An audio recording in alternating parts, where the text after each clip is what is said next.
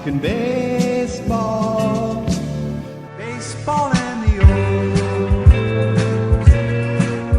Welcome to the Talkin Orioles Baseball Podcast. So thrilled to be back with you folks today and talk some Orioles baseball. You know I love absolutely nothing better than talking these O's up.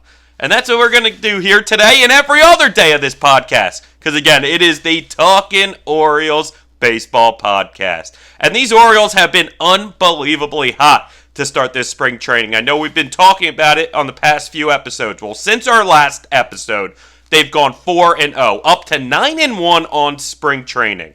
Now, the game's going on today. I don't think it's going their way.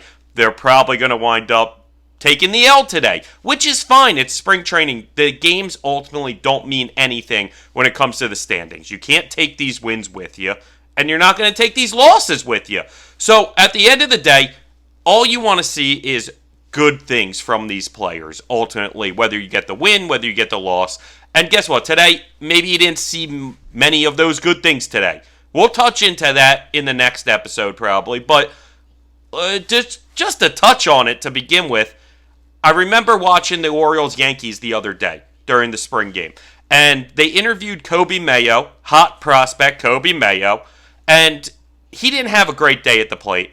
He really didn't show much that day. He looked a little overpowered, but he was talking about, listen, it happens. Some days aren't your day, and he kind of had that feeling throughout the game that today wasn't his day. It's going to happen. That doesn't mean that you stop working on other aspects of the game that might be working. And that was one thing he was touching on. He was talking about how he's really focusing on improving the defense because he feels, and a lot of other people feel, that his bat is just ahead of his glove.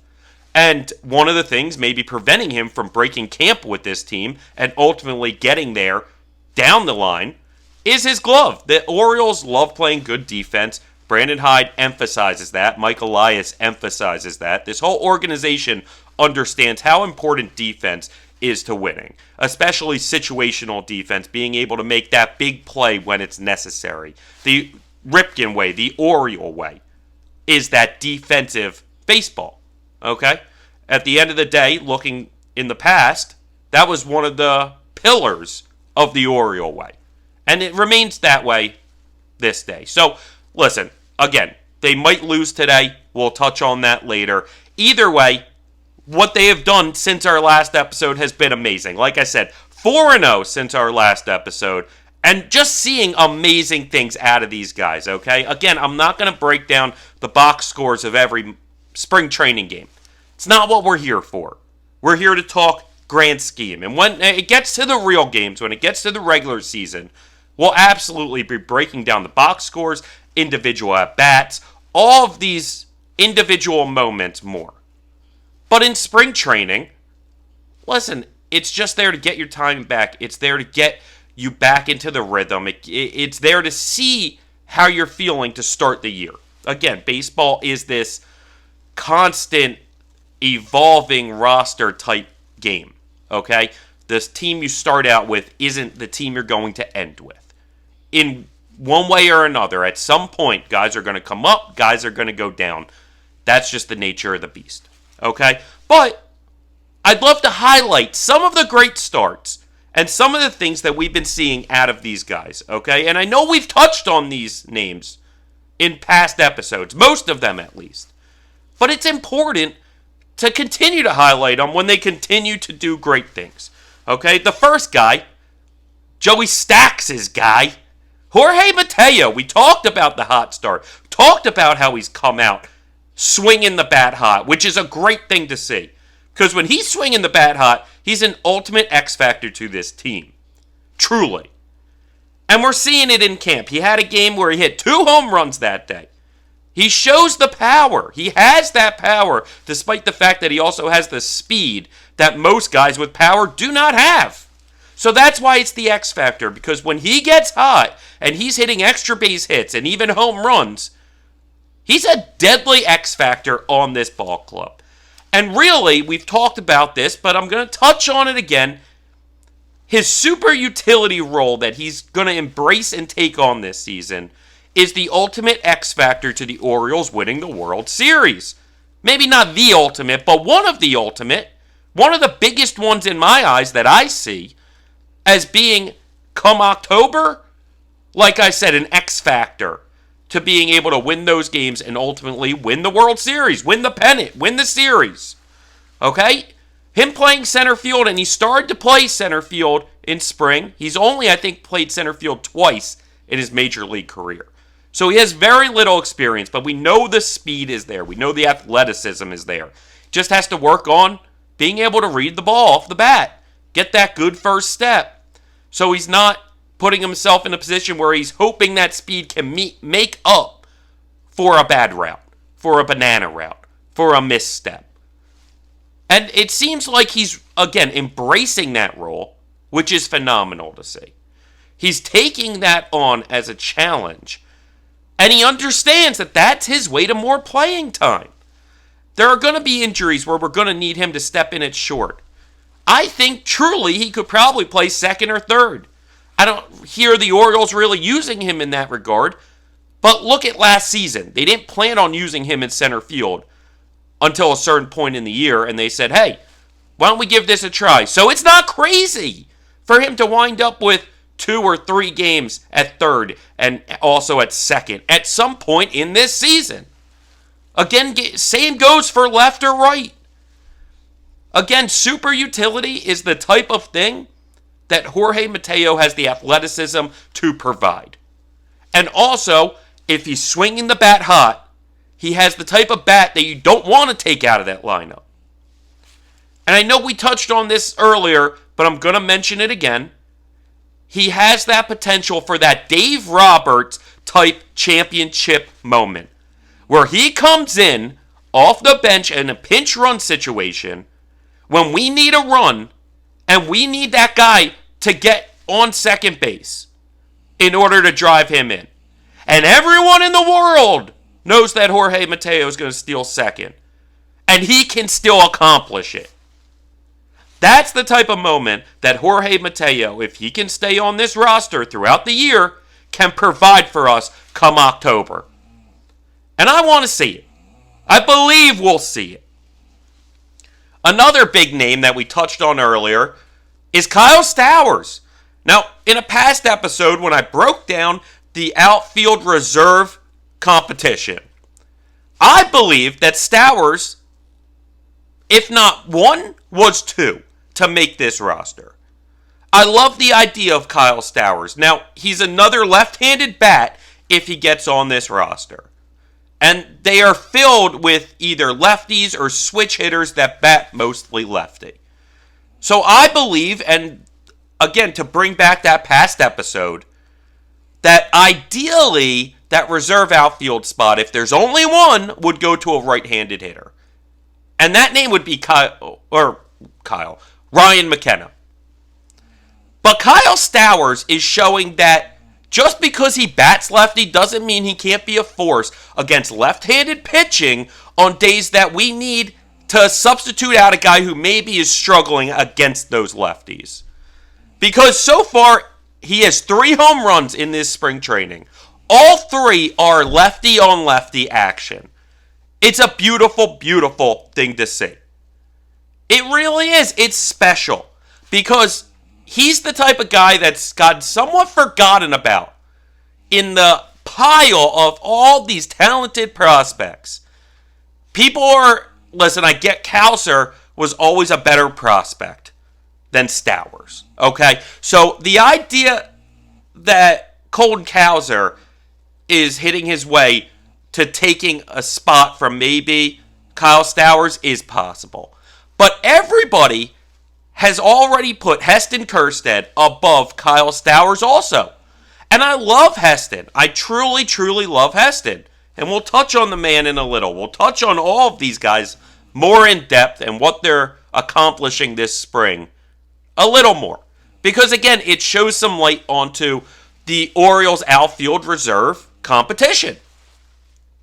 And something happened today that we don't know exactly the extent of, but could kind of throw a wrench into what we thought was just an automatic roster spot.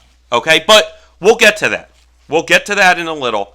to stay on Kyle Stowers, he's a big physical player. He's got a lot of tools. Big arm, big power.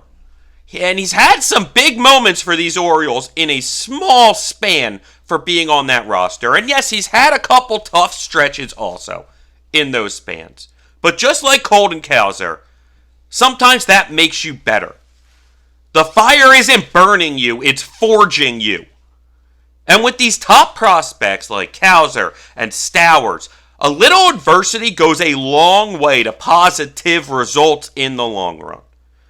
To working it out and becoming one of the best outfields that the Orioles have ever seen in the future. Because that's the type of talent they have on this roster.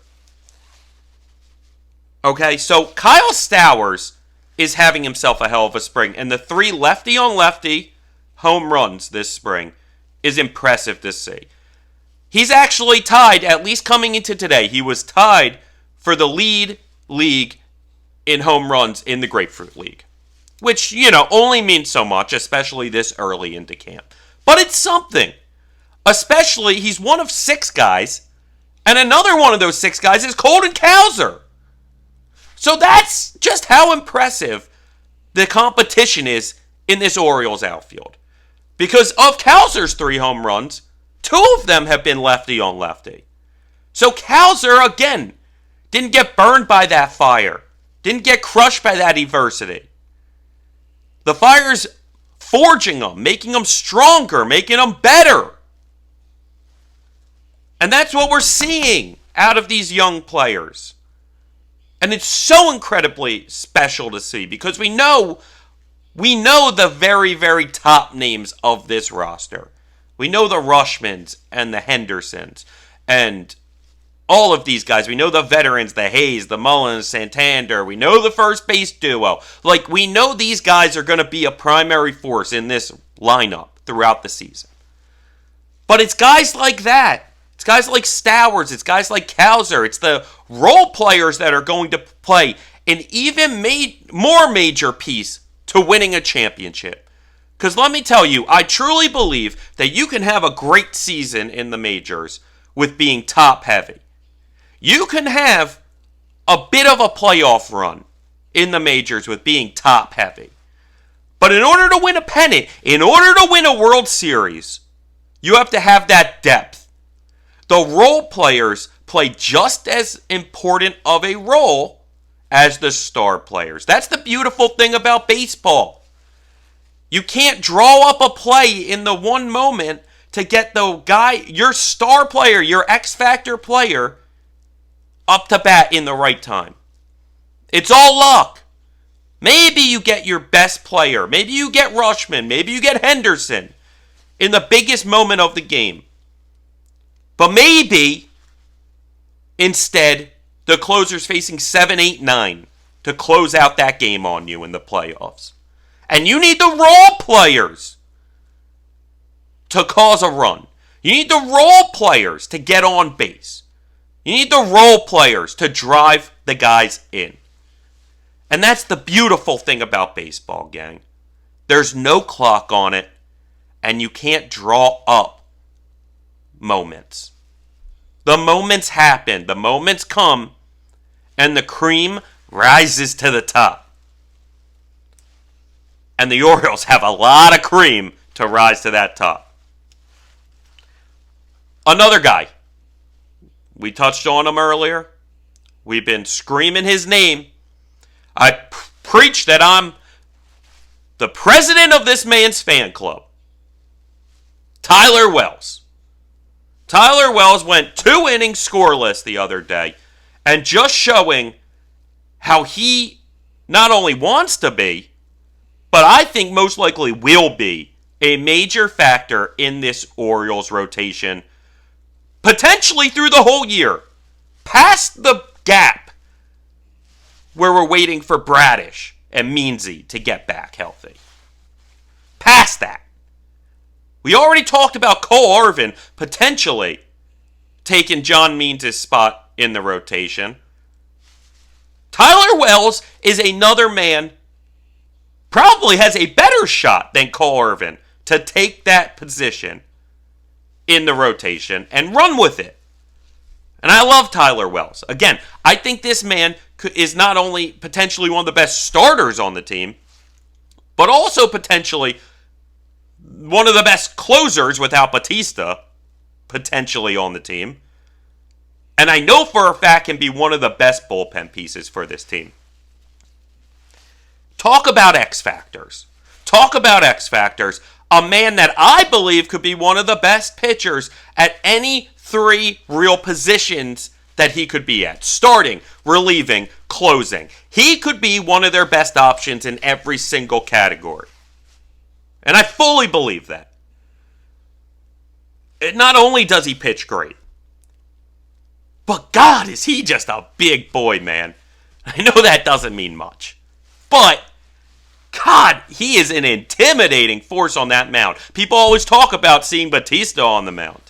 I remember last year, before Batista got hurt, they were talking about how the Orioles would sometimes run scrimmage pickup basketball games. And I remember Brandon Hyde saying, you got to separate Batista and Wells.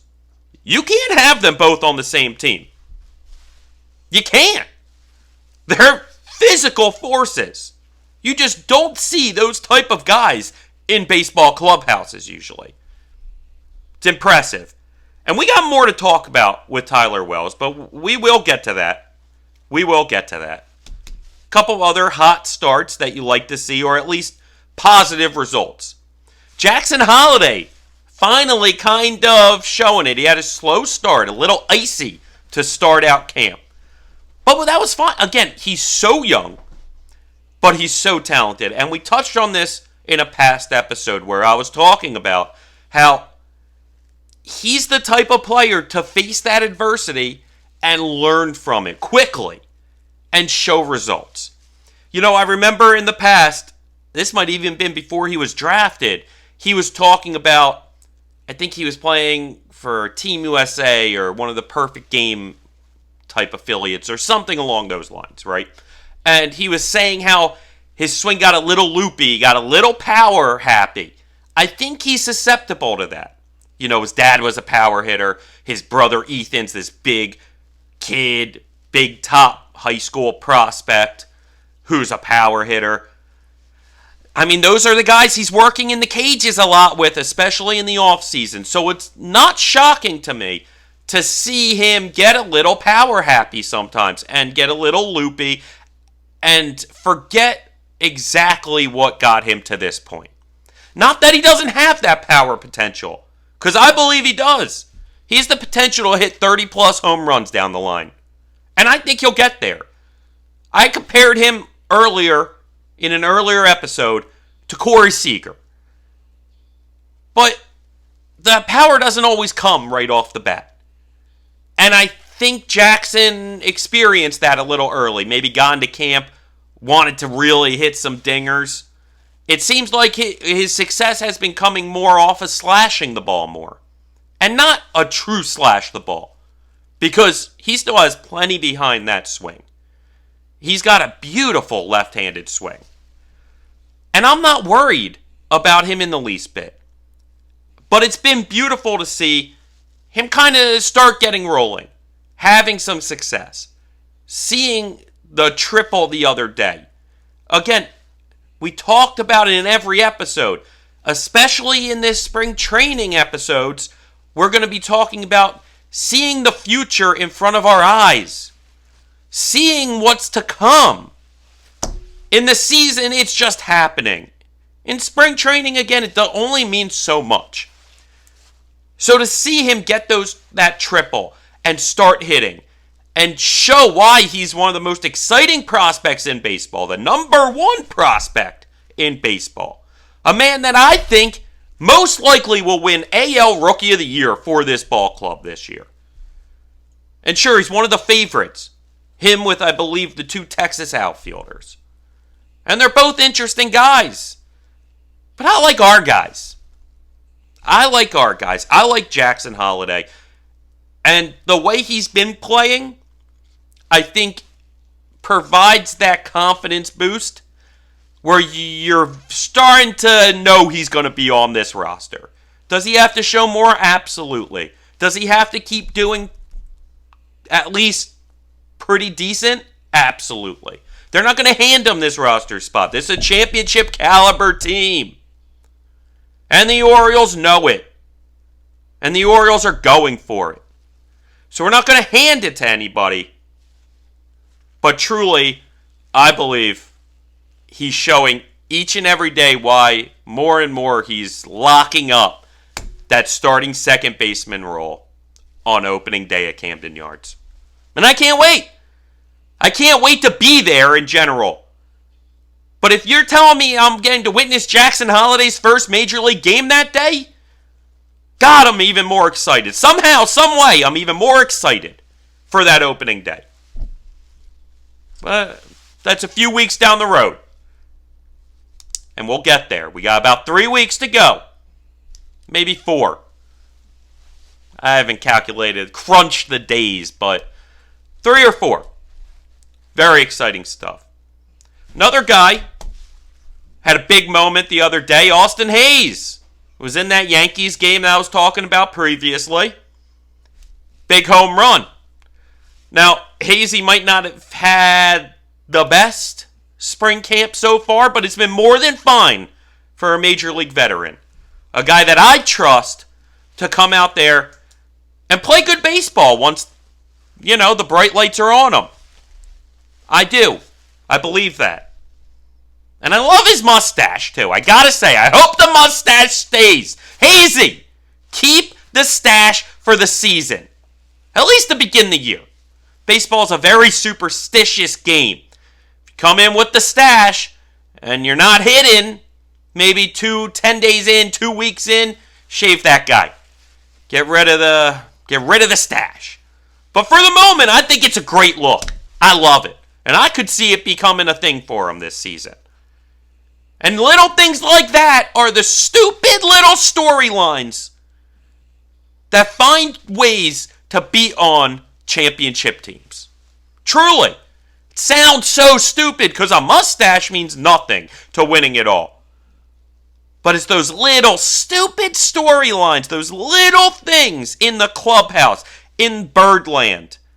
Those storylines that seem to find their way onto championship rosters. Which I think this one is. So, that's some of the good stuff that we've seen recently. We mentioned how there was an incident today. And I've yet to get further reports. I've yet to see further reports announced. We'll get that definitely by tomorrow, I would think.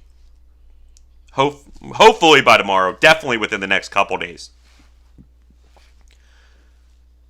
Unfortunately, Cedric Mullins seemed to sustain a hamstring injury in this game earlier today. Now again, I don't know the severity of it. I don't know how good or bad it might be feeling right now.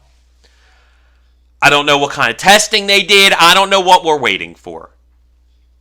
But obviously, they'll keep us posted, and I will give my opinion on it when more is to come. Okay? It's not what you want to see. It's not good. Hamstrings are one of those things that stay with you. And if I remember correctly, I want to believe Cedric Mullins may have had some hamstring injuries, at least in the past. Suffered from this stuff before, and it kind of lingered on him. Pretty sure he had it before, and it was one of these things where they're like, maybe a couple weeks. And they're like, it seems like a couple months. And even when he came back, it's like, still doesn't seem great. So we'll find out more as that goes. But when we were talking about Stowers and we were talking about Cowser, while we never want to see anyone get injured, it opens up doors for other players. When you're this talented on a roster, it's not something that's going to ruin you. It's not something that's going to hinder you from competing and winning. Because we have guys on their tails. We talked previously about how these 3 veteran outfielders, Hayes, Mullins, Santander, they need to come out hot. They need to produce. or they're going to lose their playing time. They're going to lose their roster spot. Because that's what's behind them, are guys who can contribute. Guys that can get hot. And we're seeing that in Stowers. We're seeing that in Cowser. We know Heston can do it. They're right there. So I don't want to see Mullins gets hurt. I love Mullins. Talk about X factors. Cedric Mullins could be a potential MVP candidate for this team if he stayed healthy the whole year. But if you're telling me that we're going to start the season without him, that opens up doors for these guys. Opens up more possibilities for this roster. And guess what? I forget the guy's name with Brett Favre in Green Bay. But we all remember, once you leave, you don't come back sometimes. Okay? You don't give that position up. And a guy like Colton Cowser in center field might do that. If this is worse than we think it is, if this is bad, and Mullins is out 1 to 2 months, by the time he gets back, he may not have that center field spot anymore. Because Colton Cowser could be showing up big time by then. Not just a small week or two sample. I mean like a 2-month sample size. And there could be no way that they take Cowser out of that lineup. Even for Mullins at that point. So hopefully it's not that bad. To continue with injuries, but on a positive note, today marked the return of Gunnar Henderson. Talk about MVP potential. Gunnar Henderson is the top guy on this team outside of Adley Rutschman being talked up for MVP, and for good reason. Again, I believe he's a young Corey Seager. Former MVP. Former World Series MVP. Former World Series champion. A man who helped not only the Rangers last season, led them to a championship, but was a big-time force in the Dodgers championship when he played for them back in the day. So Gunnar coming back is huge. I still wonder if that oblique might be bothering him some. A lingering oblique is something we hear about all the time. Oblique injuries lasting 2, 3, 4 months. Where this guy's like, I'm 96%, but there's something still not exactly right. And I think, if anything, that's going to be the biggest thing to hinder Gunnar Henderson at going after an MVP this season. Because I believe in the first episode we talked about this, Gunnar Henderson could very easily, like I said, be hindered by that oblique in the first half of the season. But by an all-star break, give or take, it's back. He's back to 100%. And then that second half of the season, he puts up MVP caliber numbers and leads the Orioles to not only a charge through the back half of the regular season, but into the playoffs and all the way through it. Because I guarantee if you give him the option of American League MVP and best team in baseball, or World Series MVP and World Series champion, Gunnar's taking the second one. Gunnar's taking the ring and the World Series MVP. Who wouldn't? So getting Gunnar Henderson back just in the lineup, even if he's not 100%, is a beautiful thing. It's huge for this ball club. And we're still weeks out till opening day. The oblique could be a thing of the past by opening day. Or it could hinder him throughout the first half of the year. But a young kid like that, I don't see it hindering him all season. Unless he gets healthy and re-aggravates it somehow again.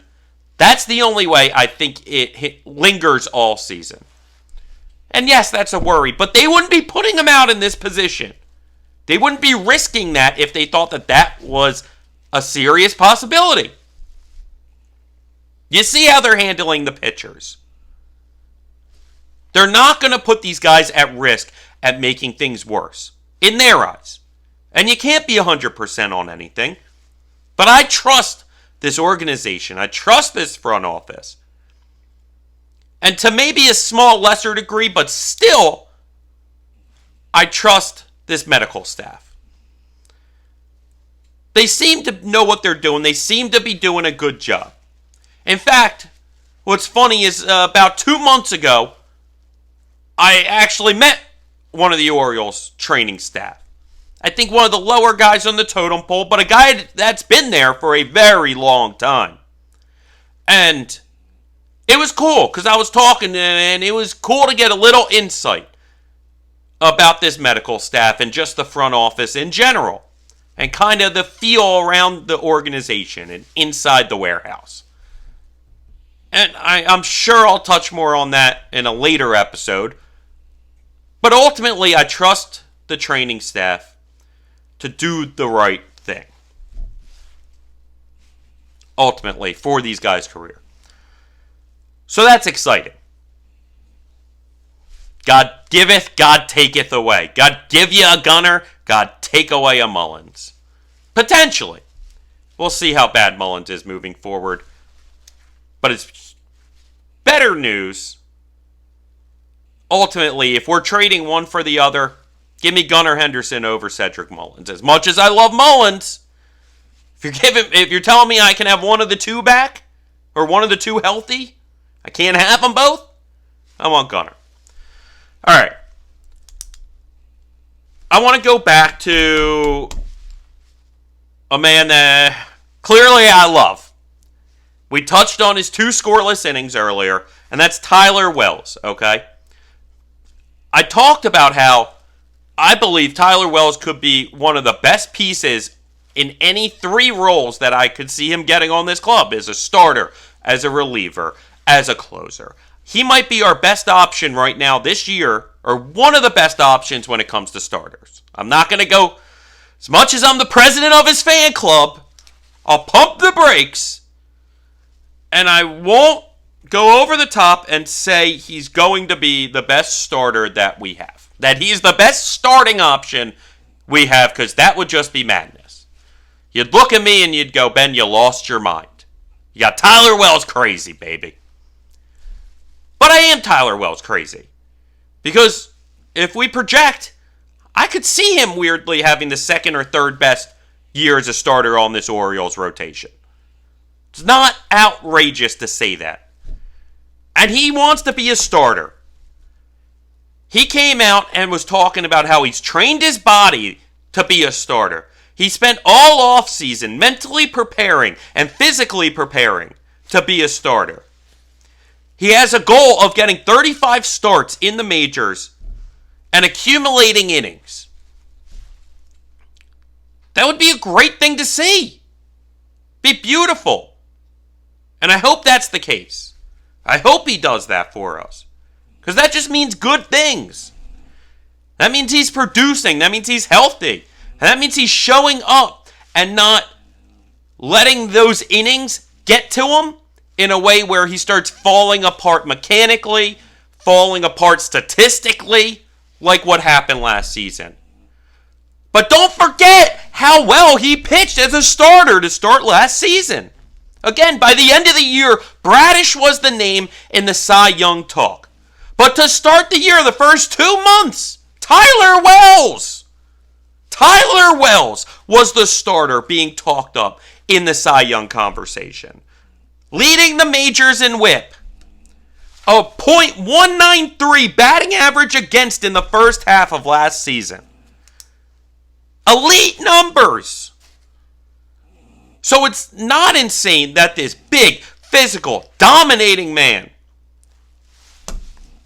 is going to come out and be able to not only replicate those first half numbers, but do them again in the second half. Because if you do that, I'm not saying you win Cy Young, but best believe you're up there. If you're giving up a batting average of less than 200 to the opposing teams, and you're leading the majors in whip, I mean, that means you're not putting men on base, which means you're just not going to give up that many runs. Like, that's just how baseball works. And Tyler Wells seems to have a great viewpoint on what he wants to be. Because in those 2 scoreless innings, he didn't even strike out anybody. But his pitches were working. He was getting out of jams, rolling ground balls for double plays. Doing the things that elite starting pitchers do in the majors. And best believe he can strike out guys, too. I don't want you to think, oh, well, he's just a ground ball pitcher. No, he might be a ground ball pitcher, but he's also a strikeout pitcher. And Tyler Wells is a major X factor to this team. You want this episode could just be called the X Factor episode, clearly. Talking Mateo. We're talking Gunnar. We're talking Cowser. We're talking Mullins. We're talking Tyler Wells. We're talking all these guys on being potential X factors. I mean, they are. But if we're listing them, because of the gap that we need to bridge with the starting pitching, Tyler Wells is a serious X factor. Because the Orioles clearly aren't against either. If they see the starting is not working out, adjusting and moving him to the pen, where he will be an elite middle reliever. And if we need that back end, we need that closer.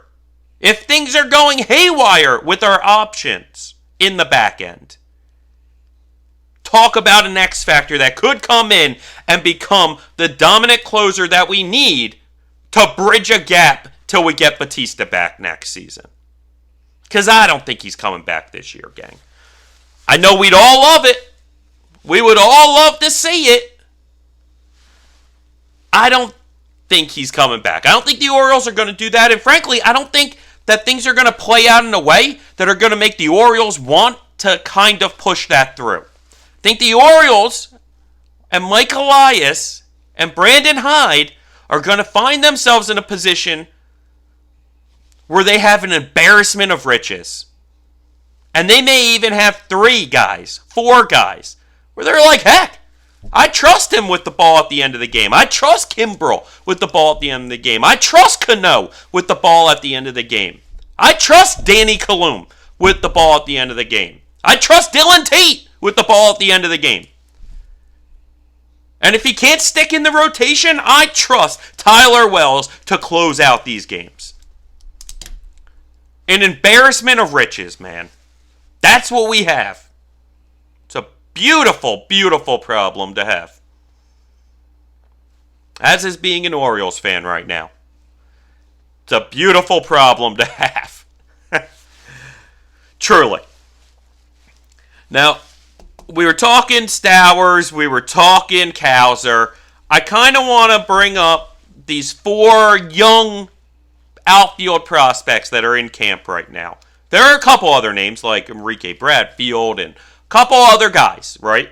But there are 4 that are either standing out because of their pedigree or standing out because of their play. And some both. Some both. We talked Colton Cowser, okay? But let's just finish that topic. He's 4 for 11. Reached base in 9 of 16 at-bats. An OPS of 1.745. 3 home runs, 2 against the lefties, like we said. Colton Cowser has started to lock up a roster spot. With or without Cedric Mullins on this roster, Colton Cowser seems to be potentially locking up a roster spot for him. And I love it. The man faced the adversity last year. Went through that fire. And didn't get burned. He got forged. Stronger. Better. I love it. I absolutely love it. And he was joking about how, he's one of those 6 guys who entered the day leading the grapefruit in home runs. And he was saying that he doesn't care about that. He wants to see it in the regular season. And he knows he can hit home runs. And he knows he's got that power. But I truly believe after last season, He understands kind of what we were talking with Jackson Holliday before. Can't just go out looking for the home runs. If you're talented enough and you put in the work and you stick to your guns and you don't overextend yourself to get them, you'll find them. They'll come. When you got the talent, they will come. So, do I think he's going to be up there in the majors and home runs? No.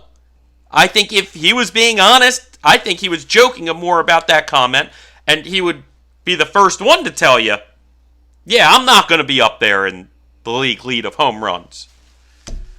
But give it a couple years. Talk about another guy who could hit 30 plus 1 year, 2 years. Could be a special thing. And Colton Cowser is really, truly hitting his way onto this ball club. Then you got the man that I was talking about with him, Kyle Stowers, also potentially hitting his way onto this ball club, especially if they need to bridge a gap before they get Cedric Mullins back now. Kyle Stowers and Colton Cowser, I don't want to call them both locks on the roster, but it's certainly possible. Kyle Stowers is now 5 for 15, an OPS of 1.308, 3 homers, all against the lefties, like we said. That lefty-on-lefty power by both those guys, it just shows the talent that they have. That rarely happens, where guys can demonstrate that lefty-on-lefty power. And Stowers has done it in the majors. Stowers has had those lefty-on-lefty home run moments in the show during the regular season. We've seen that out of Kyle Stowers. So it's not crazy to me that he's showing it once again. And I absolutely love it. There was a point with Colton Cowser that I forgot to bring up that I just want to go back before we jump to the other outfielders, now that we're done Stowers. Colton Cowser, he changed his swing a little. And it seems to be more simplified. It seems to be smarter. And it just goes back to what we were just talking about with learning from your mistakes, understanding what you can and can't get away with, especially in the majors, and improving off of what you failed on. Using those failures to catapult you into more than you've ever thought you could be. To showing it on the major league stage, and that's what's coming. And I absolutely love it. I love when guys find something about their swing, about their stance, about something that they were doing that always worked previously, but now you're at a level where just that little hair difference makes all the difference. And finding that and improving upon it, while sticking with the player that you are and you always have been. Absolutely love those two. And again, at this point, especially if Mullins is out, it's almost guaranteed that one of them, most likely Cowser, will be on this roster.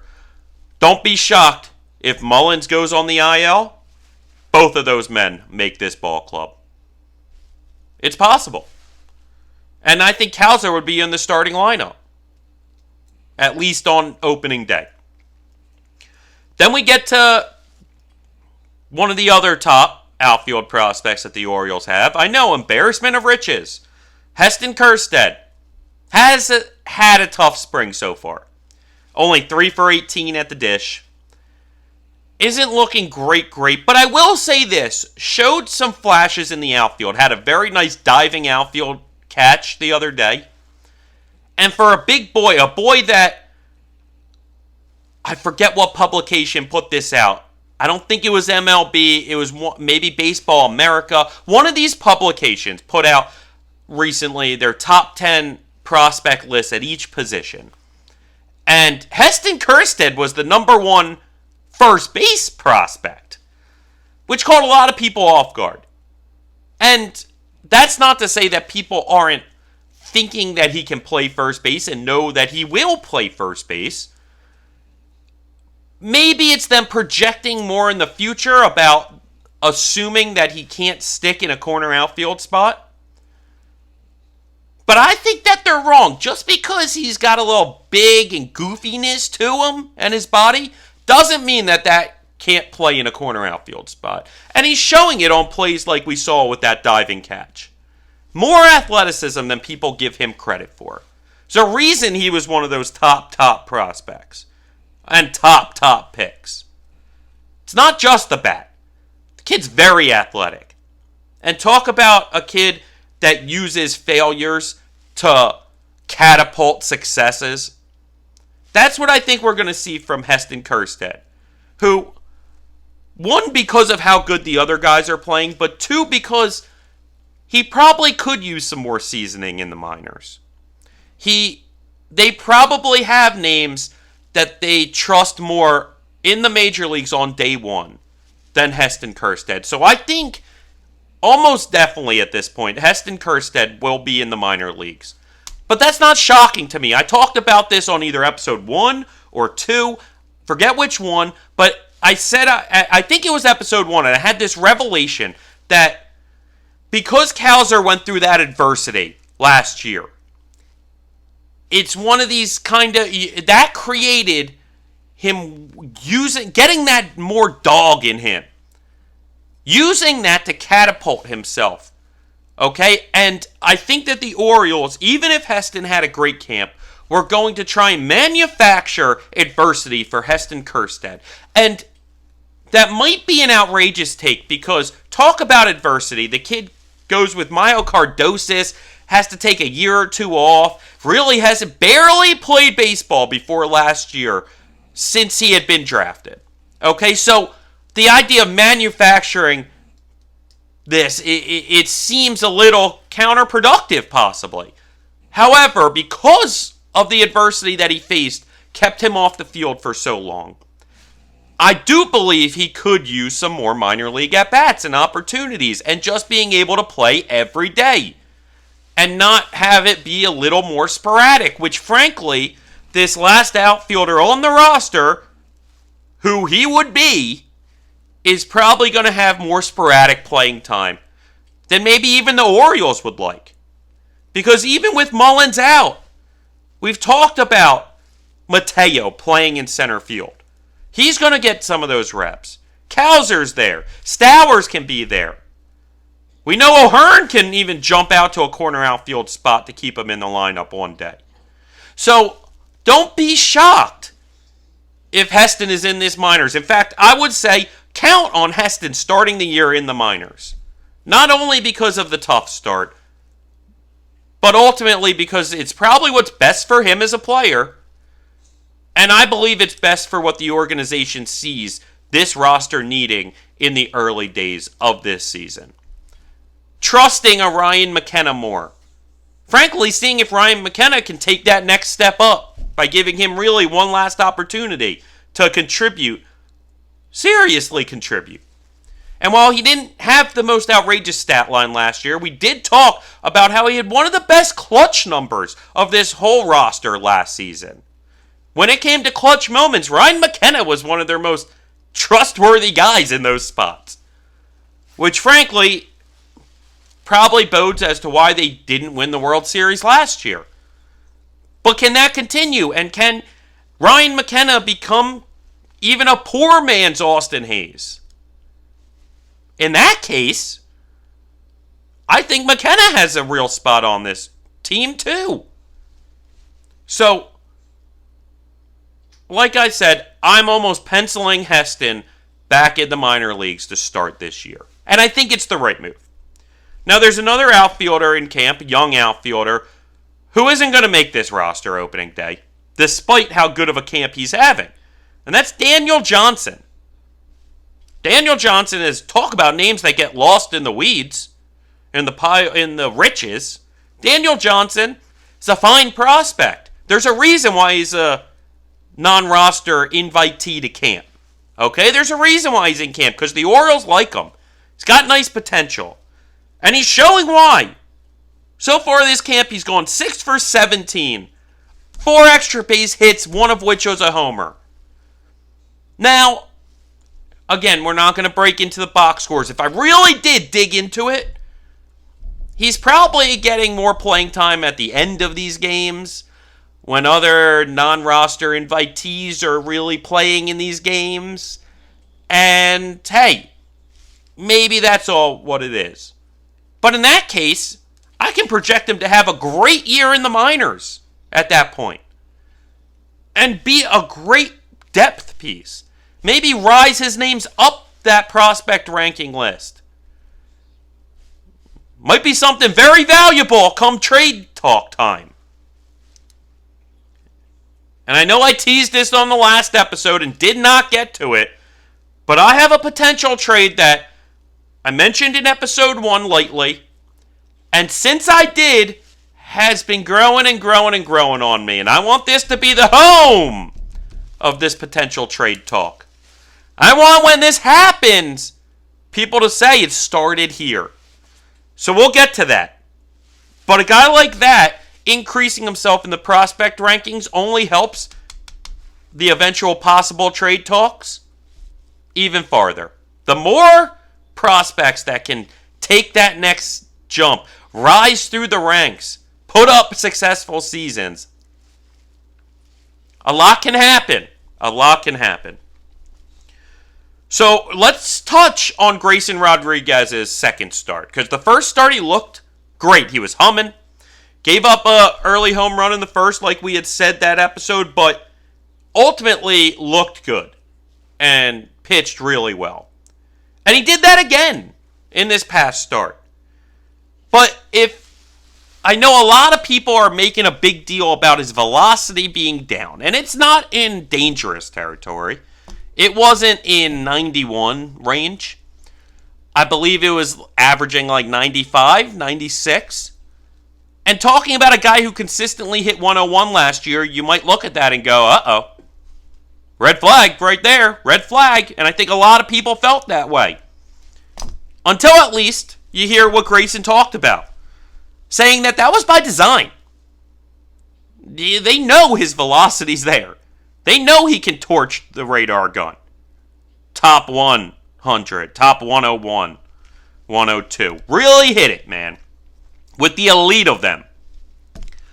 So he said this last start was really working on rhythm and timing when it came to his windup. Rhythm and timing, keeping those mechanics right. And that's what I want to hear. I want to hear that they're working with that guy on mechanics. Making sure everything stays in line. Giving him the best opportunities to succeed, even on days when he isn't hitting 101. Because there will be days in this summer. There will be days during the season where you don't have the crispest stuff. Where that fastball just isn't ticking up past 98 for you that day. What can you provide when that's not happening, when the fastball's not working for you? Well, luckily, Grayson Rodriguez can provide a lot for himself, for this ball club, and for us fans, even on days when he can't hit that 100.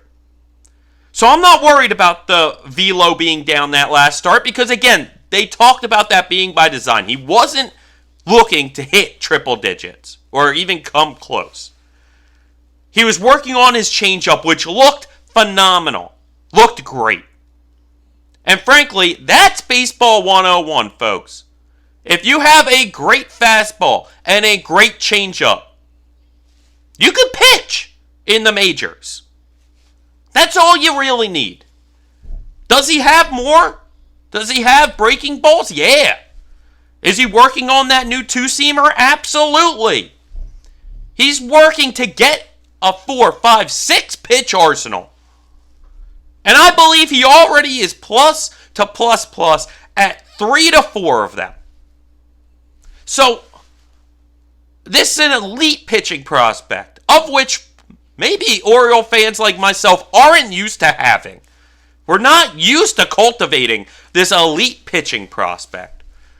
So maybe that's why the red flags went up like crazy when his velo was down slightly. But trust the process. Trust what this organization has in place. Trust the idea and the thought that they have behind all of this. Because they are playing chess. They're not playing checkers. They have broad scale thoughts on these things. They micro and macro. Okay? They're looking at both of them. And I love it. So it's a great thing. I really think that Gray Rod is still primed to be up there in the Cy Young talk. I do. We saw what he did at the back half of last year. And in the first half, there were great moments. I was saying this to everybody when he got sent down after that run in the first half. That wasn't pretty. I think it culminated maybe in Texas where he got absolutely shelled. Something along those lines. Either way, I was telling people when he went down that if you really truly went back and watched his starts, it would be a single bad inning. He would pitch like 4 2/3. And guess what? 3 2/3 were really good. And one of them was bad. Or 4 were really good, and that 2/3 got off the rails. And they ended up putting up 6 and 7 on him. Clearly, he learned from that. Again, getting forged by that fire. Catapulted by that adversity. So why would I think that he's not ready to take that next step and truly become one of the elite starters in baseball? Become part of what I believe could be, by the end of the year, the best starting rotation in baseball. Which is madness to say to people. But in 6 months, might not be madness. In 6 months, it might be, are they first, or are they second, or are they third? Because they're definitely top 3. Definitely up there. I think that that's what they have working for them right now. And Grayson Rodriguez is obviously an enormous part to that. And obviously projecting farther down the road, he's an enormous part to this whole run that we have going right now. To this window. This championship window. He's a major factor. He's one of the big names. So it's great to see him taking those next steps. Not being gung-ho. I want to throw heat. I want to just gun it. Understanding I can take it off one day. Heck, even if you have it one day. If you know that these guys have been timing up your 100 and 101 recently, out of nowhere, tick it down to 97, 98 on a few of them, and their timing goes haywire. You don't even need a second pitch sometimes. If you can adjust your fastball speed with elite velocity at the top end, it's scary. It is scary. And then add in the great changeup. Add in at least a third pitch with a breaking ball or a 2-seamer. Hell, add another or 2.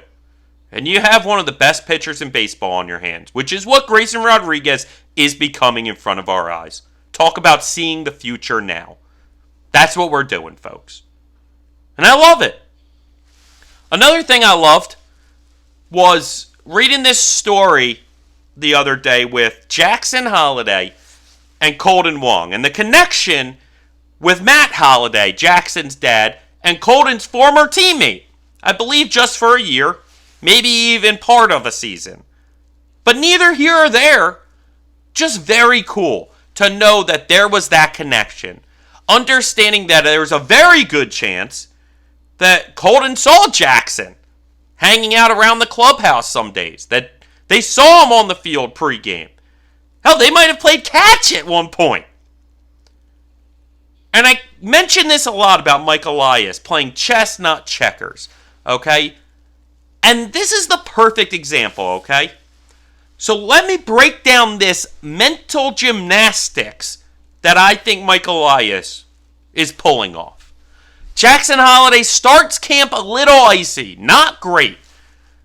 So naturally, we want to make sure that, again, nobody's being handed a roster spot. So if he stays icy and never heats up and doesn't show us what he needs to, he's going to be in the minors to start. Meaning we need a guy that we can make sure can be on this roster, provide us that left-handed batting second baseman on days. Okay, which is something Mike Elias has come out and said he wants. So, what do? You go out and you bring in the name Colton Wong, who has always been talked about for having a great personality, being a great teammate, truly is a guy that you know can be a great mentor. But you have it where he also has this connection to the top prospect who they're basically competing for the same spot with. And ultimately, Wong knows that even if he wins this job, eventually Jackson will most likely take it at some point this year. Okay? A lot of veterans would not be able to handle that, would not be with this prospect, talk to this prospect, give him advice, help him take his job. Colton Wong's the type that will do that. And especially because of the connection with his ex-teammate Matt Holliday, knowing the respect that he must have had for Matt Holliday. And Matt Holliday's a good dude. You know that they respected each other, and Holliday respected Wong, and Wong respected Holliday, and you know they had good conversations, and you know they were fond of each other, if nothing more. For all I know, they were boys. But let's just say they weren't the closest of friends. You know that they enjoyed each other's company in that clubhouse. That they were able to have good talks and be cool with each other and like each other. And because of that, Colton Wong, even if somehow he were to have grudges against this prospect, it's not going to happen because he knows and respects the prospect's dad. There's this multi-layer aspect to it where Mike Elias goes, not only is this going to bring out the best in Jackson, I believe, not only is this going to give us as an organization the best depth and potential to field a winning ball club, but trusting that Jackson and Colton are going to be able to be this cool relationship, have this respect between each other. No animosity, no bad blood, and it helps when both of them are outstanding people and outstanding teammates and are just good people who wouldn't necessarily have that grudge and ego behind any of it, ever. But certainly, you add that X factor with Matt Holliday's connection with the two, and you don't have to worry about anything getting ugly. It's the perfect chemistry demonstration, or demonstration of chemistry for this Orioles clubhouse that Mike Elias continues and continuously builds upon and has set in this Orioles franchise. It's amazing. And ultimately, it's just cool when you have stories like that where, hey, I was teammates with your dad and now I'm teammates with you. It's an awesome story. It's an awesome thing to see. And I still, like I said earlier, believe that Jackson Holliday will find his way on this roster opening day starting second baseman. But having Colton Wong in the minors and being able to bring him up as depth and a veteran presence if an injury happens and you need that for a week or two, it's what championship teams are made of. And understanding that when he gets to the clubhouse, maybe for only his week tenure in the majors with them this year, at some point, understanding that everyone in the clubhouse is going to vibe with him and be cool and enjoy each other's company and not screw up that chemistry that the Orioles have. It's a great thing to see, folks. Awesome thing to see. Now, there's a few things I'd like to touch on. Okay? I think the next one I want to touch on is going to be this trade, this potential trade that believe I've created in Birdland. I haven't heard anyone else talk about this potential trade. And I don't think it's going to happen right now. But give it 3 months, and I think that there's some serious chance of this happening. Give it 3-4 months.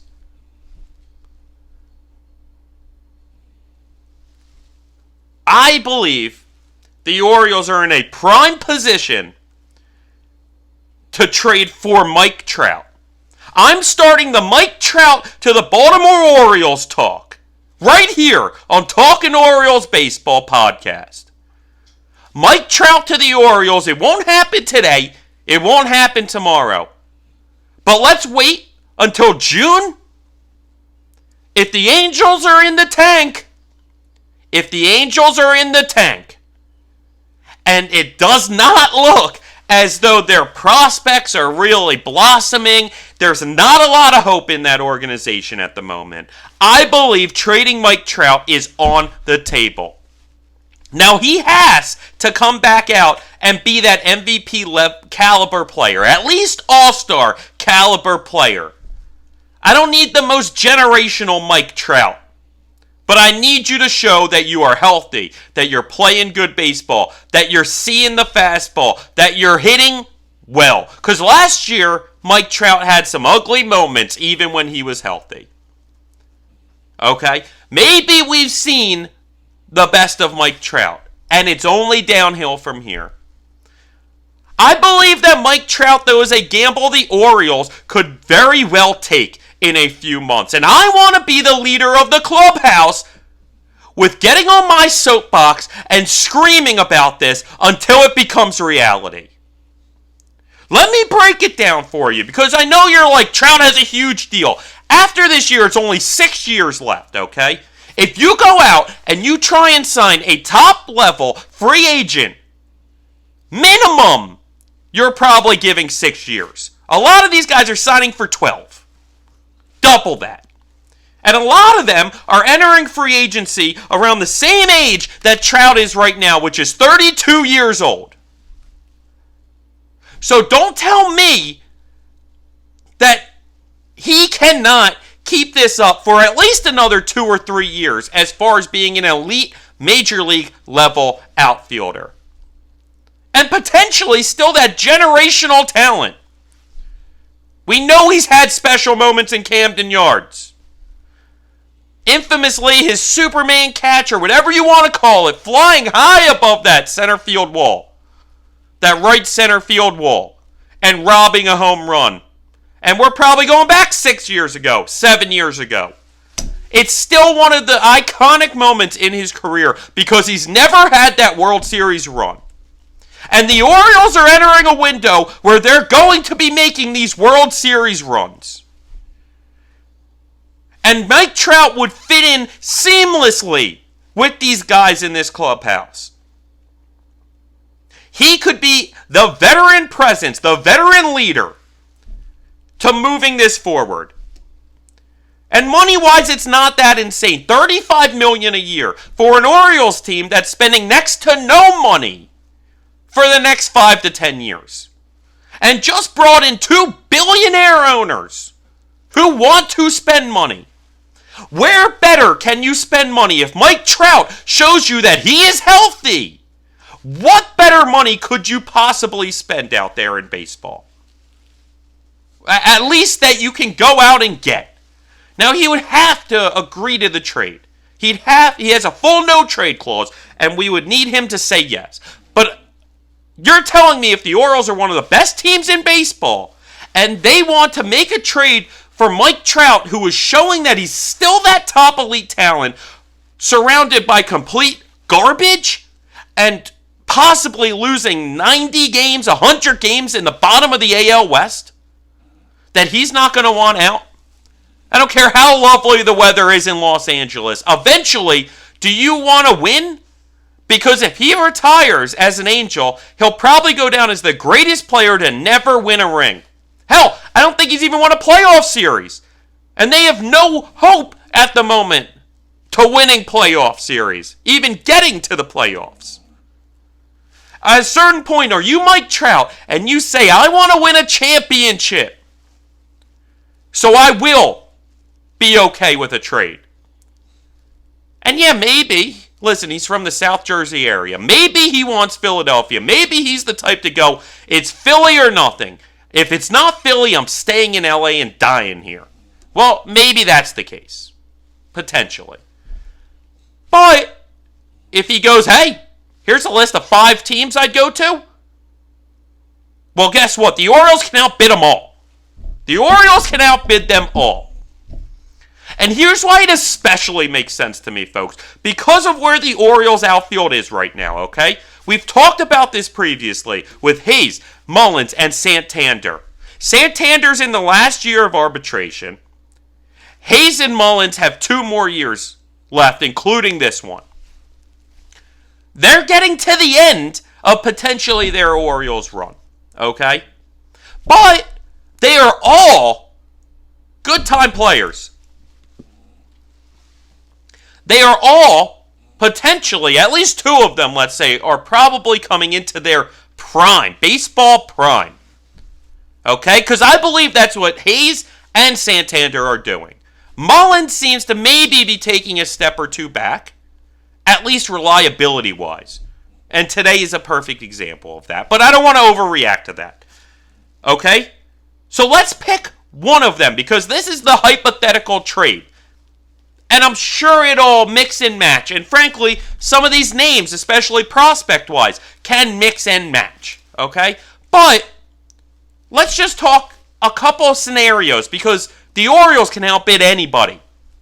So if it comes down to a bidding war, and Trout says, I'm okay with these teams, and the Orioles are on that list, he could very well be an Oriole. So let's take Hayes, Santander, or Mullins. One of the 3. Whichever one the Angels like more. And then they can give that guy a deal.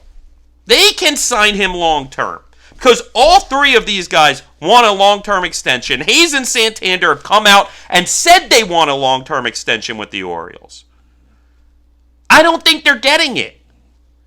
So if that's the case and they're not going to get it, and I don't think any 3 of them are going to be at the level where you can put out a qualifying offer on them and be confident that they're not going to take it.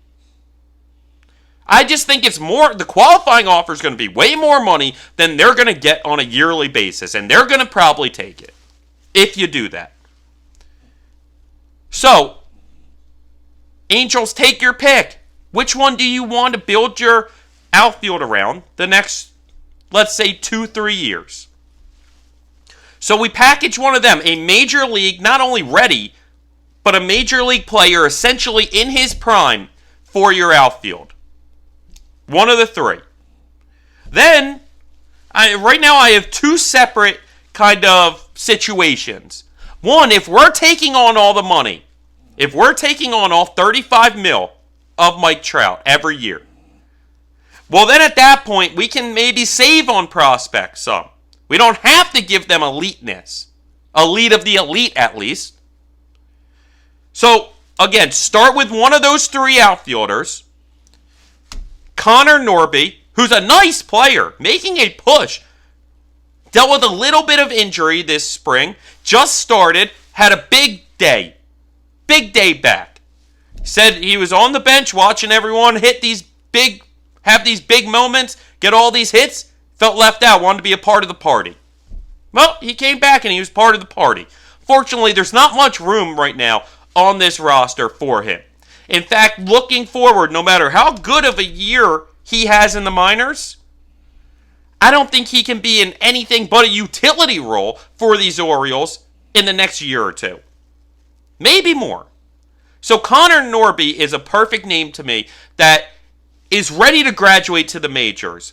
Very similar to the Brewers trade when we got rid of Joey Ortiz. Connor Norby and Joey Ortiz are pretty even to me. So it's possible for that name, that type of name, to be very prevalent to a team in a blockbuster type deal. Seth Johnson is a guy I wouldn't necessarily want to give up, but it's the name I wrote down because I believe he's probably 3rd as far as those starting pitching prospects go in McDermott, Povich, and himself. So, Seth Johnson, a guy that we didn't draft, He's not necessarily a homegrown talent. We went out and acquired him when he was dealing with Tommy John. So we really haven't even invested a ton mentally in him for being here. To me, that's an easy giveaway somewhat, despite the talent. But again, you got to give away talent to get talent.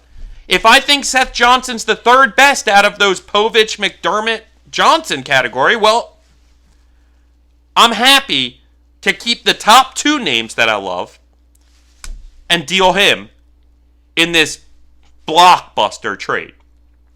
And then the third name would be Daniel Johnson, the outfielder who we talked about. Again, clearly somebody we like. We have him in big league camp.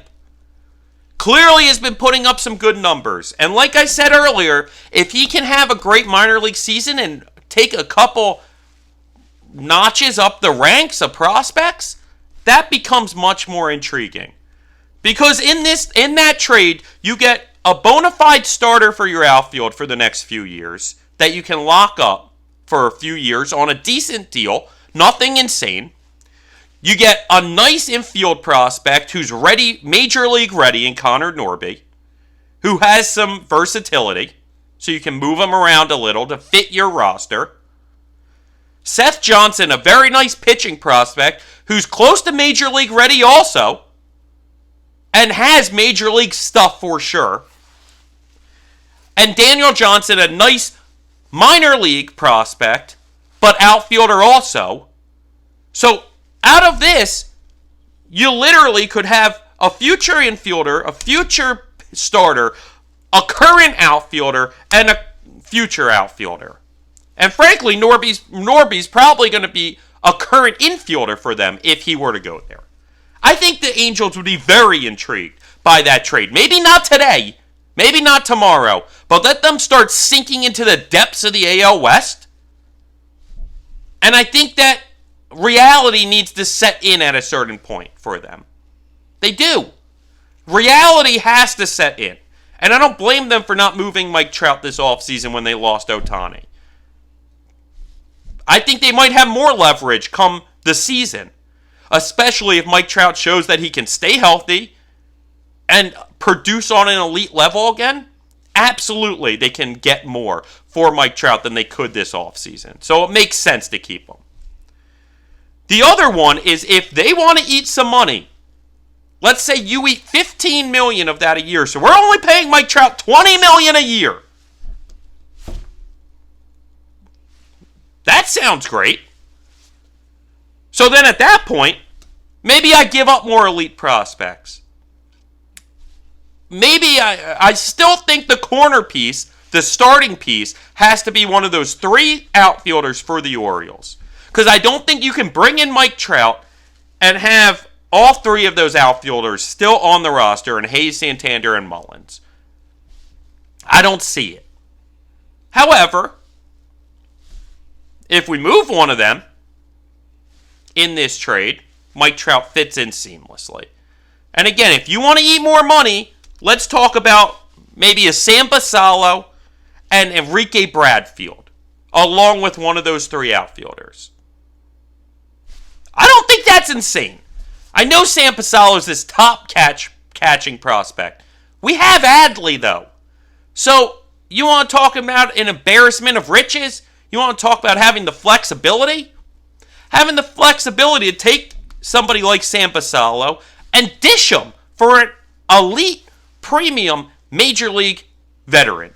One of the greatest Major League players we've ever seen when healthy. So those are my two just spitballing scenarios. And again, we got time. This is something that I think might pick up speed around May, June, maybe even July. Later on in the year. Once it starts getting hot, I think these talks will get hot. But I wanted to start the talk now. Because I brought this up in episode 1. And I didn't even plan on bringing it up. It just kind of hit my brain, and I spouted off the name Mike Trout when I was trying to come up with an example on who we could bring in. Later down the road, bring in. And Mike Trout spewed out, and as I said it, I go, that's not even in the realm of possibility, blah, blah, blah, blah. And then I sat on it for a couple days, and I listened to myself bring it up a couple times. watched the episode and heard myself say it. And then it dawned on me, maybe that is the move. Because I love Colton Cowser. I love Stowers. I love Heston. I love these young outfielders. And I love the veteran outfielders. But if you're giving me an elite Mike Trout available on the market, that is an upgrade I can't look past. And it's signifying that we are really making a run at this thing. The time is now. We're not going to wait it out any longer and see okay, let's just see what these guys have. I love them. Let's see how they're performing. Are they going to live up to it? Are they not? With that trio, we could absolutely do this. And frankly, if we're projecting even farther down the line, it might mean the end of two of those three. At least for the moment. Truly. Because if Colton Cowser's hitting his brain out, and he's become a reliable center fielder, then maybe we don't need Mike Trout. But maybe then we can trust Mike Trout in center and move Cowser to a corner spot? And now out of nowhere, listen, maybe it's got to be Mullins and Hayes. Maybe Santander's the one to stick around this year. And then, moving into next year, we have the outfield set with Trout, Cowser, and now we can bring Heston up to take Santander's place. And then opening day next year, that's our three outfielders. That sounds amazing to me. As much as I love Hayes, Santander, Mullins. And I believe that those three could be great. I think other teams would be very interested in them, especially with the idea that these guys are looking to get wrapped up on a good deal that's not insane. These other teams can look at this productive Major League outfielder that we've had a lot of success with and say, this is a guy I feel comfortable giving 4 years to. Bridging a gap for our minor leaguers. Taking them to that next level they feel like. Things can be win-win, right? I'm not talking down on those guys. And other teams can get better by getting them. But we also might be able to get better by moving off of them. Is that crazy to say? So, the Mike Trout to Baltimore talk right now, I am the only one in this room talking. The only one. But this isn't going anywhere. I'm not going to make it an every episode thing. But this isn't going anywhere. Because I want to make sure that everyone knows that the home of talking Mike Trout to the Baltimore Orioles starts here. And hopefully ends with Mike Trout in Baltimore. Because I believe Mike Trout has a lot of good baseball left.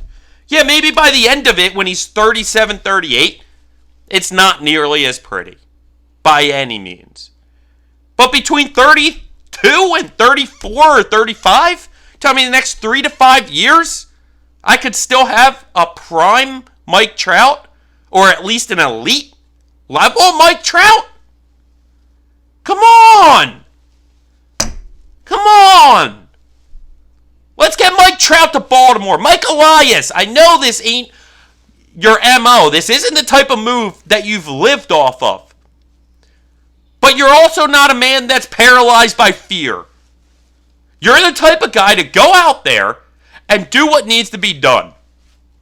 And I believe that you probably have such a prospect depth chart, so many of these talented men, that you can create a very nice package, better than anyone else is giving them for Mike Trout, and still not decimate the minor league system. Take advantage of the guys that are coming up on the end of their option years. Take advantage of the guys that are getting a little older age-wise to be a prospect. Take advantage of the guys who are major league ready but don't have a spot on this major league roster because it's too talented. Similar to a Joey Ortiz and a DL Hall. Guys that you can project to be real major league players, but you don't necessarily think will ever be that elite superstar talent. And you can package them with them having nice years in the minors, with a major league veteran like Hayes, Santander, or Mullins. Let those men get what they want in a long-term extension with one of these teams. A 3 to 4 to 5 year extension at decent value, nothing crazy. You let them sign them to an extension. You give them a handful of very nice prospects who are either major league ready or closing in on the majors. And they don't have to be the best in your system. I know how this stuff can work, where we give a call and you're like, who would you be interested in? And they name your top guys. Say, that's all we want. Well, guess what? If the time comes where Mike Trout's performing and healthy, I think the Angels are smart enough to go, we can't just trust that this is going to be here for the next year or 2 or 3. They're in a position where they cannot trust him to stay healthy and perform at an elite level if that's what he's showing this season. And if they're weirdly competitive, then sure, he's not probably going anywhere. But if they're at the depths, the bottom, and things are looking grim, and their prospects are not living up to the height, the Zach Nitos and the Shelinol, or however you pronounce that first baseman's name, are not living up to these hypes. The Joe Adele is not living up to it. Well, then maybe you don't have the hope. They're in a position then where they go, we have to get value for Mike Trout now that we have value. Because if we wait, there's a chance it falls off a cliff and we're screwed. And what's funny is I'm making the case on why we shouldn't trade for Mike Trout partially. Going, we don't know. You never know. Even if he's showing us he's healthy and elite, he could fall off a cliff at any point. We've seen him disappear with injuries. You got to take chances. And again, if we're not giving up a guy like Cowser or Heston or even Stowers, who could be a name that goes in there, one of those trades. I could see Stowers being a name to go in a trade for Mike Trout. But let's assume he's not. You have those guys. So even if you bring in Mike Trout, you still have these elite prospects who by that point, hopefully at least Cowser, is showing that he's a very, very solid major league outfielder.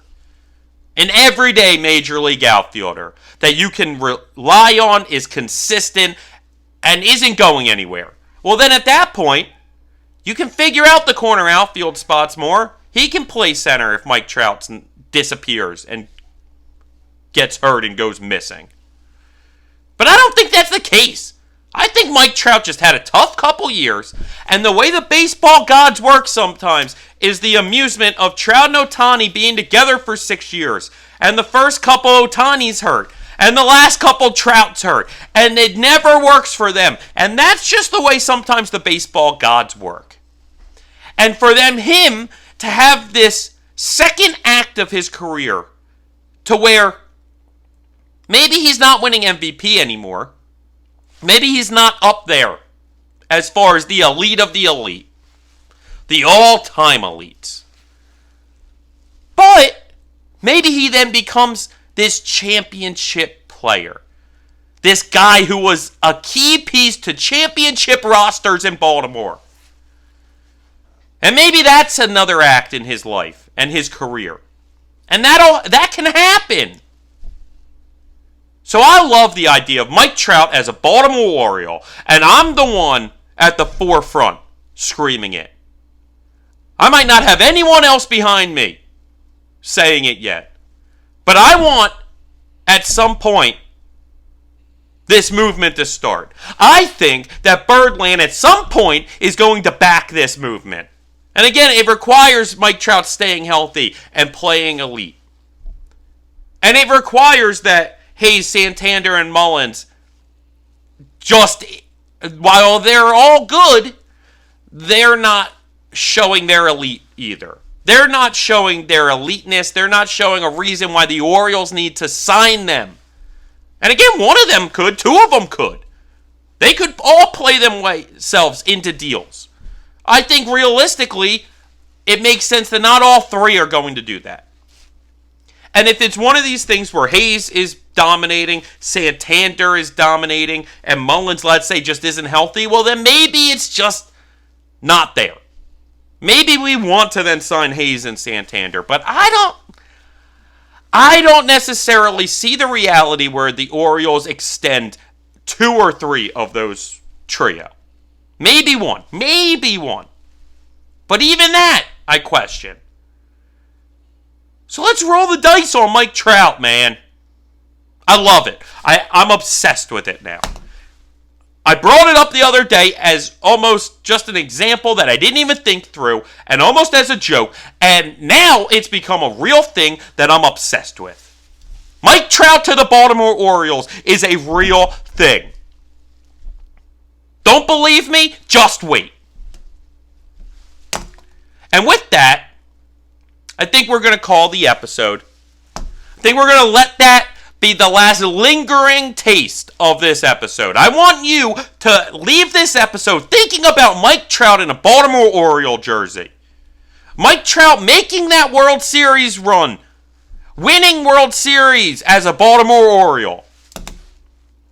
The leadership, the veteranness, the presence that he would bring to this clubhouse. I love it. So I'm going to leave that with you. And we're going to be back soon. Talk more Orioles baseball because, hey, Talkin Orioles podcast, baby. That's what we do. Opening day cannot get here soon enough, gang. Cannot be any more excited to be there. And yeah, it's a fun spring training so far. A lot more to talk about when we get back. I almost went personal today. I was coming in planning on getting very personal with you, talking about me and my love for the Orioles and where it stems from and how much it means to me. We have time for that. I want to do that because I want you to see me, for me. I want you to understand where it comes from. I want you to understand how much it means to me. But I know that you can hear it in my voice. I know that you can see the passion in my face. I know that you understand just how special this window of this organization is to me. And just how much this organization in general means to me. So we'll get to all that. But today the lasting thing I want to leave you with is Mike Trout, Baltimore Orioles trade potential. Simmer on it. Let it stew. Let it build. So that's what it did to me. And now I'm obsessed. Now I want Mike Trout as a Baltimore Oriole. And I think it's possible. So with that being said, it was a good episode, gang. I will see you soon on the Talkin Orioles Baseball Podcast. Let's go, O's!